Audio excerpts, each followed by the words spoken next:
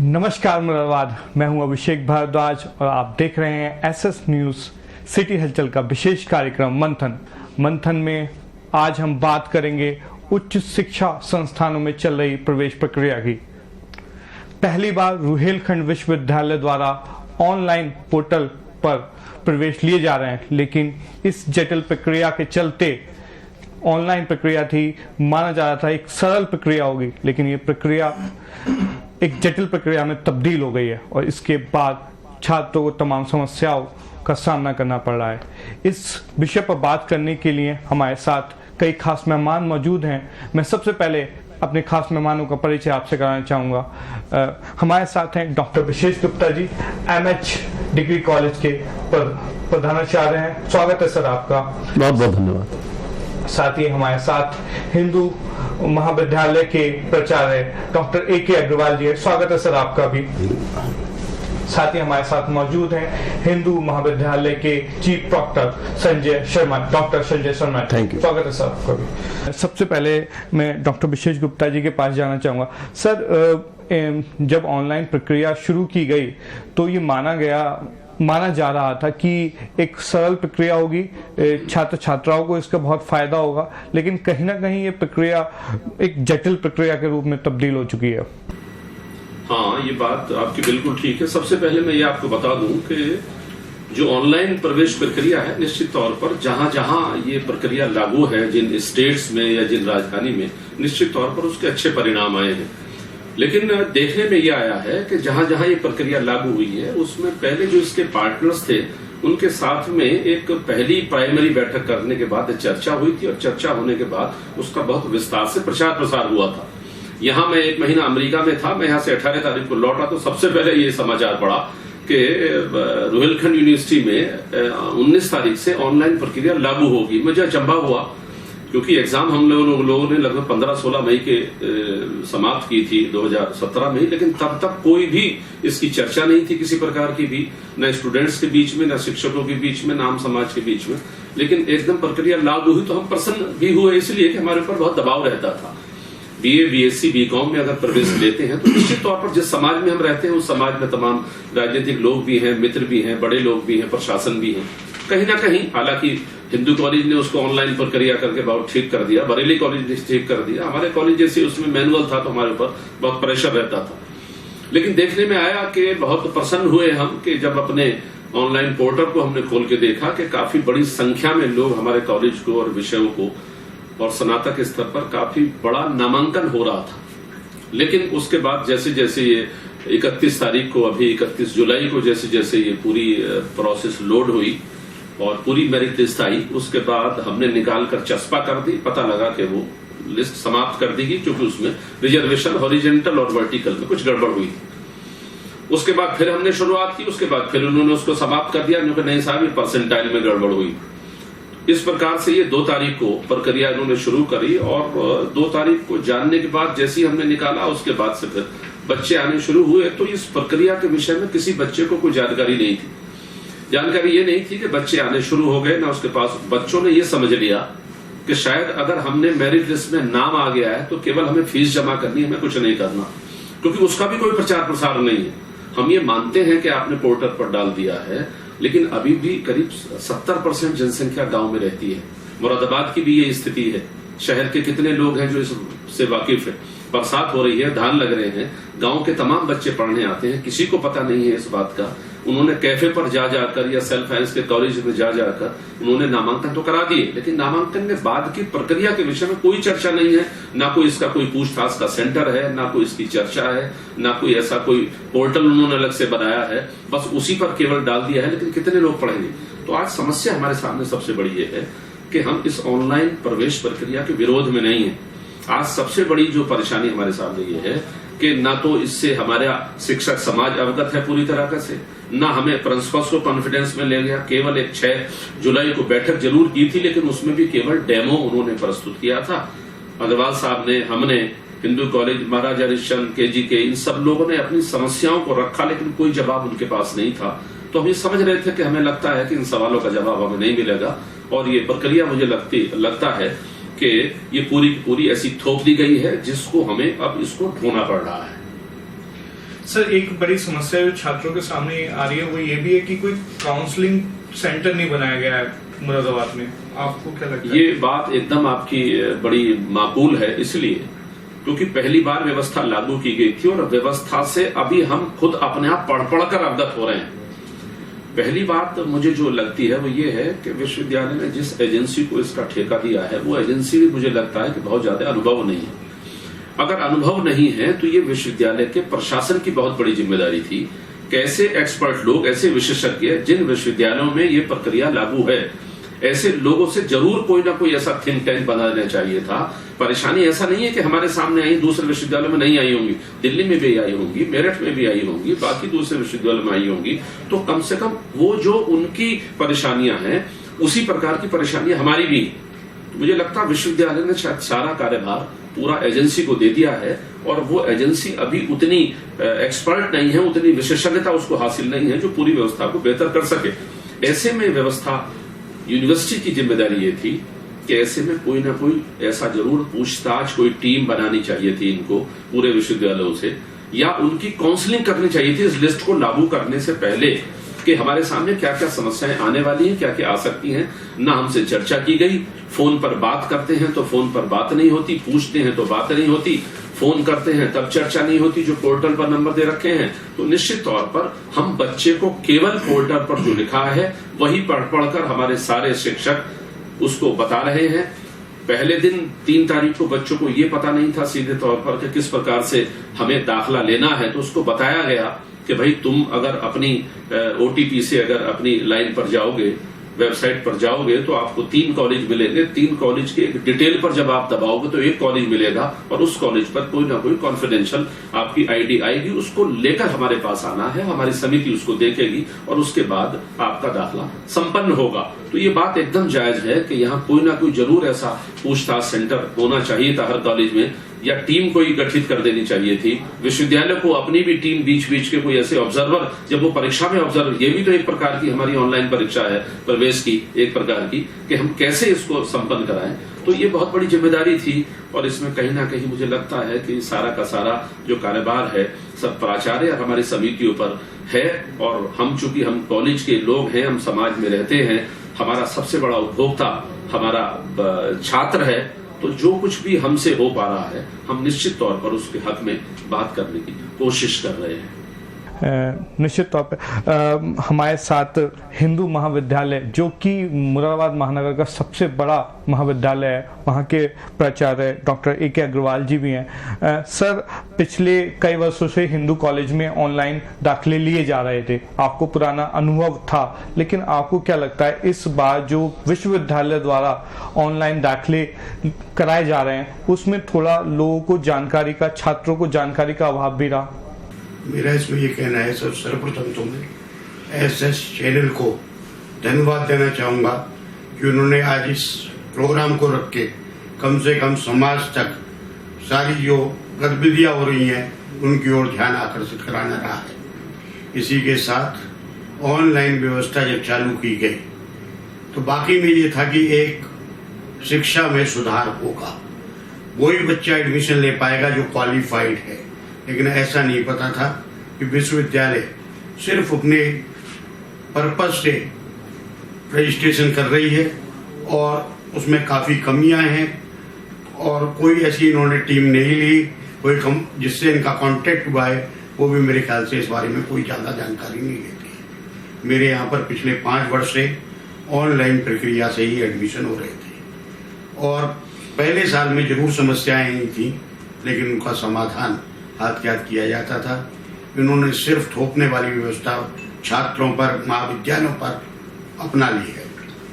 इन्होंने 19 जून को सर्वप्रथम रजिस्ट्रेशन के लिए खोला और 10 जुलाई उसकी लास्ट डेट थी, लेकिन जो इनका टारगेट था कि रजिस्ट्रेशन इतनी होनी चाहिए, वो टारगेट पूरा ना होने के कारण इन्होंने उसकी तिथि को बढ़ा दिया। 15 तारीख लास्ट डेट कर दी, उससे बढ़ाकर 23 तारीख कर दी और 23 तारीख करने के बाद 28 तारीख ग्रेजुएशन की और PG की तो अभी लास्ट डेट खत्म नहीं हुई है, 9 अगस्त है उनकी। जब विश्वविद्यालय ने ये नहीं सोचा ऑनलाइन एडमिशन करते पे कि अगर हम दिन प्रतिदिन डेट बढ़ाते जा रहे हैं तो हमारा शिक्षण कार्य दिवस जो है वो कितने शेष रह जाएंगे, किस तरीके से वहां पर पढ़ाई का माहौल बनेगा। दूसरा, जो उन्होंने 6 जुलाई को प्राचार्यों की मीटिंग रखी, उनको भी इन्होंने 4 पार्ट में बांट दिया। 11 बजे से लेकर 2 बजे तक उस क्षेत्रों के प्राचार्य की मीटिंग, 2 से लेकर 4 बजे तक दूसरे क्षेत्र के प्राचार्य की मीटिंग, नेक्स्ट डे फिर इसी तरीके का इनका शेड्यूल था।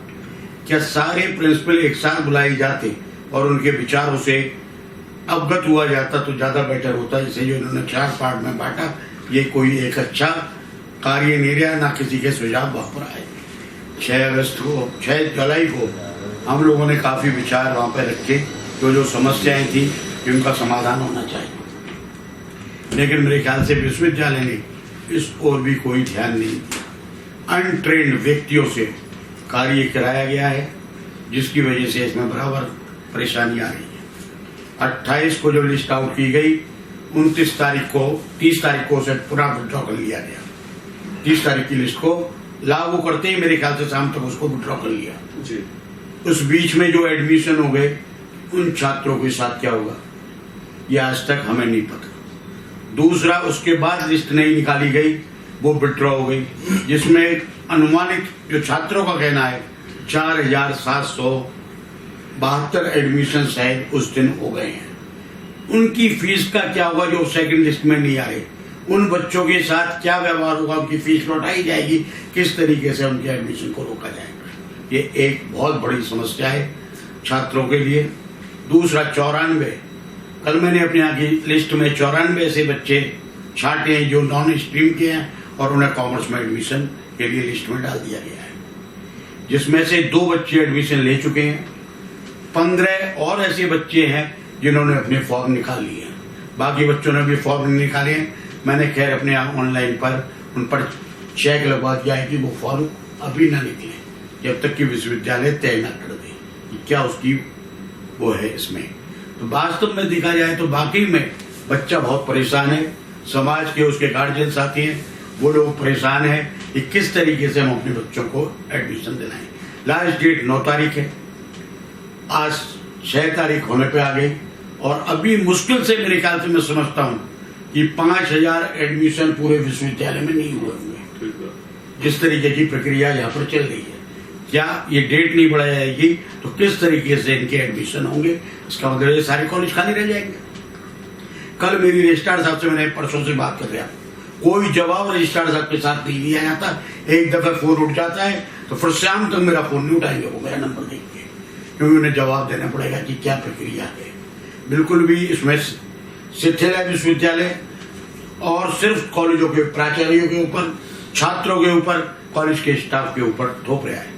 कम से कम विश्वविद्यालय को चाहिए था कि यहाँ पर ऑनलाइन व्यवस्था है, वहां के स्टाफ का सहयोग लेना चाहिए था। कमेटी बनाते 10 लोगों की, 11 लोगों की, और उन कॉलेजों से भी 1-2 रिप्रेजेंटेटिव होते तो शायद मेरे ख्याल से जो समस्या आज बनी हुई है वो समस्या नहीं है। निश्चित तौर पर विश्वविद्यालय ने कहीं ना कहीं थोड़ी जल्दबाजी की है ऑनलाइन प्रक्रिया को जारी करने में। हमारे साथ डॉक्टर संजय शर्मा जी भी हैं। सर, कल हमने देखा हिंदू कॉलेज में एबीपी के जो छात्र नेता हैं उन्होंने काफ़ी गलत तरीके से जो एडमिशन प्रक्रिया चल रही थी उसको रोकने का प्रयास किया। आपको नहीं लगता कि जो विश्वविद्यालय की ये गलत प्रक्रिया है उसका खामियाजा कहीं ना कहीं डिग्री कॉलेजेस को भुगतना पड़ रहा है? बिल्कुल सही कह रहे हैं आप। वैसे छात्रों के सामने तो बहुत बड़ी परेशानी है कि जो ऑनलाइन प्रक्रिया शुरू करी यूनिवर्सिटी ने, विश्वविद्यालय ने, पिछले साल भी इन्होंने कोशिश करी थी यूनिवर्सिटी में ऑनलाइन प्रक्रिया शुरू करने की, लेकिन लास्ट में जाके ये फेलियर हो गया। इन्होंने कॉलेजों के ऊपर कहा कि अपना एडमिशन अपने आप कर लें आप। हमारे कॉलेज में, हिंदू महाविद्यालय में कई साल से ऑनलाइन प्रक्रिया चल रही है। हमारे यहाँ प्रक्रिया लगातार सही चल रही है। जो नॉर्म्स यूनिवर्सिटी ने बनाए थे हम उसके अकॉर्डिंग ही प्रवेश प्रक्रिया कर रहे थे और हम भी उनका नॉर्म्स मान रहे थे यूनिवर्सिटी वालों को। अब क्या कारण हो गया कि यूनिवर्सिटी वालों को अपने ही नॉर्म्स नहीं पता, जो उन्होंने कॉलेजों को दिए थे नॉर्म्स, वो नॉर्म्स के अगेंस्ट जा रहे हैं। वो बीकॉम में एडमिशन में साइंस अदर स्ट्रीम वालों के एडमिशन नहीं होते, लेकिन ये यूनिवर्सिटी वालों को नहीं पता, उन्होंने अदर स्ट्रीम वालों के एडमिशन कर दिए। अब वो कॉलेज वाले कह रहे हैं कि आप अपने लेवल पे कैंसिल करें, तो हम अपने लेवल पे कैसे कैंसिल करेंगे? मेरिट लिस्ट यूनिवर्सिटी ने जारी करी, मेरिट वहां से बनी, तो हम कॉलेज का इसमें कोई रोल नहीं, लेकिन कॉलेज वाले कैसे कैंसिल करें? उन्होंने एक आदेश जारी कर देते हैं यूनिवर्सिटी वाले कि कॉलेज वाले ये करें, 2 दिन कॉलेज खोले, छुट्टी के दिन भी। अब प्राचार्य और हमें सबको स्टूडेंट को झेलना पड़ता है। कल सबसे बड़ा कारण यही हुआ कि स्टूडेंट जो हमारे घेराव किया, हम 5 कॉलेज बंद कराए। एक तो उनकी ये डिमांड थी कि जो लिस्ट है लगातार यूनिवर्सिटी अपनी तरफ से देरी कर रही थी रजिस्ट्रेशन करने में, लगातार डेट बढ़ाई, 2 महीने उन्होंने लेट करा, उसमें उन्हें कोई प्रॉब्लम नहीं हुई। जब कॉलेज वालों पे लिस्ट आ गई तो कॉलेज वालों कह रहे हैं कि हमें आपको 8 दिन का समय दे रहे हैं और 2 दिन छुट्टी है, उसमें भी खोल के करें एडमिशन। तो ऐसा कैसे पॉसिबल है? ना स्टाफ आएगा, ना बच्चे आएंगे। बच्चे भी जो राखी का त्योहार है उस पे बच्चे अपने घर जाते हैं, स्टाफ भी अपने दूर दूर जाता है, तो कैसे पॉसिबल है कि 2 दिन में एडमिशन हम करके बढ़ा लें? कल रजिस्ट्रार साहब से बात हुई, यूनिवर्सिटी को कोई जवाब नहीं मिलता, रजिस्ट्रार साहब फोन उठाते, वीसी साहब का फोन नहीं उठता, कोई हेल्पलाइन नंबर नहीं उठता, तो बच्चे कहां पूछें? बच्चों के सामने अब मेरिट लिस्ट में समस्या आती है तो कॉलेज में आते हैं कि सर बताइए, तो हम भी क्या बताएं? अच्छा, हमें ही कोई पता नहीं कि क्या यूनिवर्सिटी कर रही है, कोई हमें मार्गदर्शन नहीं है, तो हम भी कहां तक उन्हें वो बताएं? तो हम भी कहते हैं यूनिवर्सिटी में जाओ। अब बच्चा यहां से बरेली जाने पूछने जाएगा कि साहब मेरी ये प्रॉब्लम है, तो कितनी बड़ी परेशानी होगी। लेकिन यूनिवर्सिटी को इस बात की कोई चिंता नहीं, उससे अपना रजिस्ट्रेशन का पैसा मिल गया, उन्होंने एजेंसी ले ली, एजेंसी को क्या पेमेंट किया, जैसे अखबार के माध्यम से पता चला कि एजेंसी को 60,000 रुपए दिए, 2 करोड़ रुपए यूनिवर्सिटी ने वसूल लिए, वो 1.5 करोड़ रुपया इनकी जेब में गया, यूनिवर्सिटी के जेब में। कॉलेज वालों पे सब थोप रहे नियम, कॉलेज वालों को कह रहे हैं कि आप अपने आप झेलो रखोगे, अपने आप परेशान हो, अपने आप स्टाफ से काम लो, हमारा कोई मतलब नहीं। तो फिर इसका तक चलेगा इसमें एडमिशन में? तो लड़कों की डिमांड कल जायज थी, लेकिन लड़कों ने जो माहौल किया कि भाई जबरदस्ती यहां बंद करा दिया। बहुत से दूर दूर से बच्चे भी आते हैं, पेरेंट्स आते हैं, गाइड्स आते हैं, गांव से आते हैं, बच्चियां भी होती हैं कि साहब कल अगले 2 दिन कॉलेज बंद रहेगा तो हम आज एडमिशन लें। तो उन बच्चों को निराश होकर जाना पड़ा, क्योंकि हम नहीं चाहते थे कि बच्चों को निराश होना पड़े। लेकिन वो एबीपी वालों का जो धरना था, कॉलेजों की मांग थी, लेकिन उसमें प्रशासन भी बिल्कुल चुप था। यहाँ पर हमने प्रशासन से भी साधना कोशिश करी कि भाई आप आइए, डीएम साहब से बात करिए, विश्वविद्यालय से बात करिए, उन्होंने कोई रेस्पॉन्स नहीं दिया, एडीएम सिटी से कोई रेस्पॉन्स नहीं दिया। तो हमारे कल सिटी मजिस्ट्रेट साहब है, तो उन्होंने आश्वासन दिया, उस आधार पर हमारा धरना उठा। निश्चित तौर पर विश्वविद्यालय की कमियों का खामियाजा छात्रों और डिग्री कॉलेज एडमिनिस्ट्रेशन दोनों को भुगतना पड़ रहा है। ये चर्चा जारी रहेगी। मिलते हैं एक छोटे से ब्रेक के बाद। कार्यक्रम के पहले हिस्से में हमने कोशिश की उन तमाम समस्याओं को आप तक पहुंचाने की जो कहीं ना कहीं छात्र फेस कर रहे हैं और साथ छात्र छात्राओं के साथ जो डिग्री कॉलेज हैं वो भी फेस कर रहे हैं। अब हम बात करते हैं इन समस्याओं का समाधान कैसे किया जाए। मैं सबसे पहले डॉक्टर विशेष गुप्ता जी के पास जाना चाहूँगा। सर, तमाम समस्याएं हैं, लेकिन कहीं ना कहीं जो प्रक्रिया है, इसी प्रक्रिया में रह के हमें इन समस्याओं का समाधान क्या हो? ये बड़ा समसामयिक इसका उत्तर हो सकता है। एक ये है कि अब जो ऑनलाइन प्रवेश की प्रक्रिया है, अब इसको डैमेज तो नहीं किया जा सकता, समाप्त भी नहीं किया जा सकता, क्योंकि बहुत विस्तार ले चुकी है। अब हमारे सामने सबसे बड़ी समस्या ये है कि जिन छात्र छात्राओं के स्ट्रीम और नॉन स्ट्रीम का जो झगड़ा है, मतलब साइंस का उन्होंने कॉमर्स में डाल दिया, कॉमर्स का साइंस में डाल दिया, इसकी इमीडिएट प्रिंसिपल से बात करके इमीडिएट इसका समाधान हो। और उस समाधान के लिए आवश्यकता इस बात की है कि अगर आप सीधे मान लिया आप पोर्टल भी एक बना देते हैं, उस पोर्टल को कौन देखेगा? हमारे पास केवल 2 दिन का समय है, 2 दिन इन्होंने अपनी लिस्ट में निकाल दिए, 2 दिन का अवकाश हो गया, 4 दिन, केवल 5 दिन बचते हैं, जिसमें 1 दिन उसका सोचने में निकल गया बच्चे का, तो केवल उसको 4 दिन मिले हैं। लाखों दाखिले आपने 1.5 लाख दाखिले, 2.25 लाख दाखिले अब 4-5 दिन में नहीं हो सकते। तो एक तो सबसे पहले मेरा सुझाव केवल ये है कि जहां तक हमारी आवाज या एसएस न्यूज चैनल की आवाज जहां तक भी जा रही है, उन सभी छात्रों की जिम्मेदारी ये है, उनके अभिभावकों की जिम्मेदारी ये है तो इमीडिएट वो उस पोर्टल पर जाकर अपने बच्चे का दाखिला तय करें। वो छात्र भी अपने कॉलेज को तय करें। सबसे पहले उनकी ओटीपी के माध्यम से वो 3 कॉलेज आएंगे जिन्होंने अभी तक दाखिला नहीं लिया है, कॉलेज नहीं आए हैं, वो अब उस ओटीपी के माध्यम से उस साइट को खोलें, उस पर 3 कॉलेज मिलेंगे, 3 कॉलेज पर डिटेल नाम का एक कॉलम होगा, उसको जब आप खोलेंगे और वो डिटेल भी उसके सामने जो कॉलेज आपको चुनना है, और उसके सामने एक ओटीपी, एक कॉन्फिडेंशियल आईडी आएगी जिस आईडी को लेकर आपको आना है। तो सबसे पहले मेरा सुझाव ये है कि जिनके दाखिले ठीक हो गए हैं, जिन पर कोई विरोध नहीं है, वो इमीडिएट अगले इन 2 दिन की छुट्टियों में अपना कॉलेज तय कर लें और अपना मन बना लें बिल्कुल, और उसी कॉलेज में पहुंचे, इधर उधर ना भागे कॉलेज देखते हुए। इस कॉलेज, हिंदू कॉलेज, महाराजा हरिश्चंद्र या दयानंद या गोकुलदास या केजीके, इन सबका पता है हर आदमी को कि वहां कौन सी स्ट्रीम है, वहां का कैसा माहौल है। अपना कॉलेज तय कर लें और कॉलेज के हिसाब से अपने आप को ये निश्चित कर लें कि हमें दाखिला लेना है, फीस लेकर आए और सीधे तौर पर फीस जमा कर दें।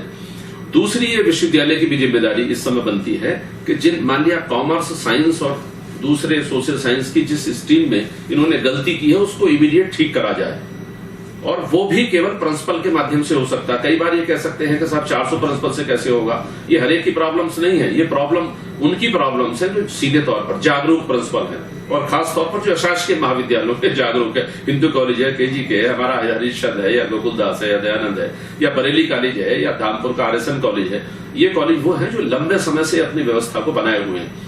सेल्फ फाइनेंस कॉलेज की किसी की प्रॉब्लम नहीं है, आपने सुना नहीं होगा किसी को। उनकी प्रॉब्लम केवल ये है कि उनके कॉलेज में बच्चा दाखिला कैसे ले। अशासकीय महाविद्यालयों की ये है कि वो विश्वविद्यालय से संवाद बनाकर उस मेरिट के अनुसार कैसे उसकी क्वालिटी को मेंटेन करे। तो ये विश्वविद्यालय की भी बहुत बड़ी जिम्मेदारी बनती है इस समय कि वो विश्वविद्यालय इन प्रिंसिपल से, खास तौर पर जो सीनियर प्रिंसिपल्स हैं, जो बड़े कॉलेजेस हैं, उनसे संवाद बनाकर इमीडिएट पूछे और एजेंसी को पास बैठाएं और उसको रिवाइज कराएं। ये बाकी जो जो विद्यार्थी नेता इस समय आक्रामक हो रहे हैं, आंदोलन कर रहे हैं, उनको भी ये बात ध्यान रखने की आवश्यकता है कि महाविद्यालय सभी के सहयोग से चलता है, और अगर हमें कोई आंदोलन करना है तो ये हमारी बहुत बड़ी जिम्मेदारी है कि हमें विश्वविद्यालय को प्रेशराइज करना पड़ेगा। महाराजा हरिश्चंद्र, केजीके या लोकल के जो भी कॉलेज है, हिंदू कॉलेज है, ये केवल आपके सहयोग के लिए बैठे हैं, और इनकी जिम्मेदारी केवल ये है कि आपके बीच में, विश्वविद्यालय और छात्रों के बीच में कैसे तालमेल बनाकर इस समय कैसे हम दाखिले कराएं। क्योंकि कारण ये है कि जो विद्यार्थी है वो हमारा सबसे बड़ा उपभोक्ता है। हमारा वो विद्यार्थी अगर हमारा BCom, BSc और BA प्रथम वर्ष में दाखिला नहीं लेगा तो हमारी आगे की व्यवस्था नहीं चलने वाली। तो इसलिए जो लिस्ट ठीक है उस लिस्ट के अंतर्गत दाखिले होने दें, दाखिले चलने दें। ये हमारे शिक्षकों की, हमारी समितियों की भी, प्राचार्यों की भी जिम्मेदारी बनती है कि उन 2 दिन में पूरे प्राणपण से जितना भी छात्र का सहयोग हो सकता है, चाहे हमें उस दिन देर तक कॉलेज खोलने पड़े, चाहे अपनी शिक्षक समिति से हमें रिक्वेस्ट करनी पड़े, हम उस दिन 2 दिन जितना भी सहयोग करेंगे, क्योंकि इन संस्थाओं को संवेदनशील होना भी बहुत जरूरी है। हमारा सबसे बड़ा जो संदेश है आज भी उच्च शिक्षा के विद्यालयों को, चाहे जैसी व्यवस्था है, लेकिन लोग सम्मान देते हैं। हमें उस सम्मान को बरकरार करने के लिए ये हमारी भी बहुत बड़ी जिम्मेदारी है कि हम अपने कुछ शिक्षक, कुछ पूछताछ के रूप में, कुछ वरिष्ठ शिक्षक इस चर्चा में लगा दें कि अगर किसी छात्र की कोई प्रॉब्लम है तो छात्र भटके ना, उसको सही प्रकार से दिशा मिल जाए। और हमारी कुछ दिन के लिए, अगर हमें 2 दिन के लिए अगर अलग बैठना पड़ता है, देर तक बैठना पड़ता है, तो हम छात्र और अभिभावक की, समाज के बाकी लोगों की चिंता करें। और ये विश्वविद्यालय की भी बहुत बड़ी जिम्मेदारी बनती है कि विश्वविद्यालय भी इन महाविद्यालयों से संवाद बनाकर और इन समस्याओं को सम्यक रूप में दूर करने का प्रयास करें। अब मैं डॉक्टर AK अग्रवाल जी के पास जाना चाहूँगा। सर, सिर्फ 2 दिन बचे हैं, क्योंकि आज रविवार है, कल रक्षाबंधन, 2 दिन का अवकाश है, उसके बाद सिर्फ 2 दिन बचे हैं। क्या सुझाव देना चाहेंगे आप छात्र छात्राओं को जिन्हें एडमिशन लेने कॉलेज में आना है? मैं छात्र छात्राओं से यही अपील करूंगा कि वे अपने ऑनलाइन प्रवेश प्रक्रिया में जिनके नाम लिस्ट में आ गए हैं, जिन पर मैसेज चले गए हैं, वो इन 2 दिन को अपना खराब ना करें, अपने फॉर्म निकाल लें और कॉलेज खुलते ही 8 तारीख को अपने फॉर्मों को ओके करवा के अपनी फीस जमा करने की व्यवस्था करें। क्योंकि ये गंभीर समस्या जो बनी है उसका निदान भी छात्रों को, कॉलेज एडमिनिस्ट्रेशन को और विश्वविद्यालय एडमिनिस्ट्रेशन को ही निपटाना है। बहुत सी समस्याएं आती हैं, उन सबका समाधान होता है। जो नॉन स्ट्रीम वाले फॉर्म निकल गए हैं उन पर विश्वविद्यालय को ध्यान देना चाहिए, क्या उनके संबंध में करना है वो उसको सुधारें। और छात्र नेताओं से भी मेरी अपील है कि वो इस समय महाविद्यालय के किसी भी महाविद्यालय को डिस्टर्ब ना करें, क्योंकि अगर समय निकल गया तब एडमिशन की प्रक्रिया में छात्र रह जाएंगे, जिससे अभिभावक भी रोष में आएंगे, छात्र भी रोष में आएंगे और एक नई समस्या बन के खड़ी हो सकती है। उन लोगों से भी मेरी अपील है कि अपने छात्रों का सहयोग दें, उनके फॉर्म उनसे कहें कि फॉर्म निकालें और अपनी फीस को जमा करें। और विश्वविद्यालय से भी चाहूँगा कि उसने जो गलतियाँ की हैं उसमें थोड़ा सुधार ये करें कि जो 9 तारीख लास्ट दे रखी है वो तारीख को बढ़ाएं। कम से कम 4 दिन जो इन्होंने खराब किए हैं वो छात्रों के हित में 4 दिन का प्रिविलेज मिलना चाहिए और स्थिति को बढ़ा देना चाहिए। इन तमाम समस्याओं के बीच बहुत सारे छात्र ऐसे हैं जिन्हें इस पूरी प्रक्रिया की भी जानकारी नहीं है, किस तरह से ऑफर लेटर जनरेट करना है या और तमाम काम करने। तो मैं डॉक्टर शर्मा जी से चाहूँगा, सर आप उस प्रक्रिया को जो छात्र सुन रहे हैं उन्हें बताएं जिससे कि वो एक्शन ले सकें जल्द से जल्द और उन्हें किसी तरह की समस्या ना आए। देखिए, सर्वप्रथम छात्र के मोबाइल पे संदेश आता है, जो उसने मोबाइल नंबर उसमें डाला है, अपना फॉर्म में भरा है रजिस्ट्रेशन के समय, कि आपका इस कॉलेज में आपका रजिस्ट्रेशन हो गया है और अब आप ऑफर लेटर निकालिए। उसके बाद वो साइबर पे जाके ऑफर लेटर निकाले अपना। उसके बाद वो उस कॉलेज से, संबंधित कॉलेज से जाके कांटेक्ट करे। जैसे हमारे यहाँ ऑनलाइन व्यवस्था है तो हमारे यहाँ ऑनलाइन ही फॉर्म भी भरने की व्यवस्था भी है। तो ऑफर लेटर के बाद वो ऑनलाइन हमारे कॉलेज में फॉर्म भर सकता है। बाकी जैसे महाराष्ट्र के कॉलेज गोकुल दास दयानंद में, वो वहां पर जाके उनसे कॉलेज में कांटेक्ट करेगा ऑफर लेटर दिखा के। वो उनको मैनुअली फॉर्म मिलेगा वहां से, जिसे वो फिलअप करके उसको ओके कराएंगे।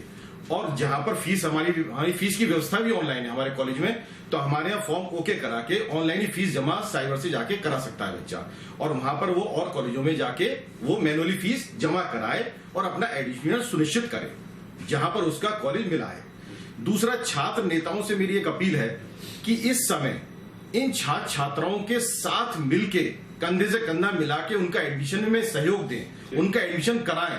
क्योंकि ये बच्चे दूर से आते हैं, गांव से आते हैं, बहुत दूर दराज से आते हैं, बच्चे के पेरेंट्स परेशान होते हैं, लड़कियां परेशान होती हैं, तो उनको भटकाएं ना, उनका सहयोग करें। उसमें अब जैसे हमारे पास बहुत 2 दिन रह गए हैं, तो उसमें उनको ये करना है छात्रों को कि उनकी हेल्प करनी चाहिए कि आइए हम आपकी हेल्प करते हैं और हम जल्दी जल्दी आपकी प्रक्रिया संपन्न कराते हैं छात्रों को, जिससे वो एडमिशन ले सके और परेशान ना हो बच्चे। निश्चित तौर पर अब कई विभागों की जिम्मेदारी बन जाती है इस समस्या से निकलवाने की। छात्रों को पहली जिम्मेदारी डिग्री कॉलेजेस की, दूसरी जिम्मेदारी उन छात्र नेताओं की भी जो कहीं ना कहीं विवाद पैदा कर या उत्पाद मचाकर उन समस्याओं को पहुंचाने की कोशिश तो करते हैं, लेकिन कहीं ना कहीं हमें ये समझना होगा कि सिर्फ कॉलेजेस में उत्पाद मचाने से इन समस्याओं का समाधान नहीं होगा। आज इस कार्यक्रम के माध्यम से हमने कोशिश की कि जो छात्र परेशान हो रहे हैं उनकी परेशानी का हम समाधान कर सकें। हमने विभिन्न विषय विशेषज्ञों के माध्यम से ये जानने की कोशिश की कि इस प्रक्रिया को किस तरह से, इस प्रक्रिया में क्योंकि नई प्रक्रिया है और समझना थोड़ा मुश्किल था सभी के लिए, तो इस प्रक्रिया को भी हमने समझने की कोशिश की। आपको हमारा ये कार्यक्रम कैसा लगा, अपनी राय जरूर भेजें। आप ये हमारा कार्यक्रम हमारे YouTube channel SS news city हलचल पर भी देख सकते हैं। धन्यवाद।